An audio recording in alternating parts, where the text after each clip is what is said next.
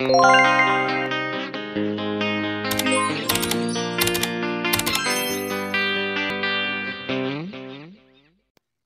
everyone, it's me again, Clara Matos po. So, ayun guys, welcome back to my YouTube channel. So, ayun guys, for today's video, ipapakita ko lang po yung ganap ng araw ko. So, ayan po, naglugaw ako. Tapos, nilagyan ko ng itlog. Kumuha ako sa tindahan kasi buraot po ako sa tindahan. Tapos, ayan, lugaw muna kasi konti lang yung bigas natin. Tapos, syempre, masarap po yan, lugaw. Nilagyan ko ng ginisa mix at saka, itlog. So, sobrang sarap niyan. Nakatatlong balik na ako niyan. Kasi sobrang sarap ng luto ko, syempre. Tapos, ayan po, nilagyan ko ng konting asin. Tapos, syempre, nagugas ako ng kamay kasi yung asin, kahit sino naman po, yung hawak ng asin, syempre, humuhugas talaga. Wala lang.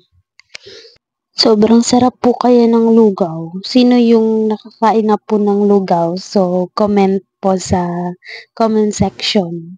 Kasi dati, lugaw po talaga na buhay lang kami sa lugaw, ganyan sa kamote, yung saging na pinakro, kung alam niyo po yun.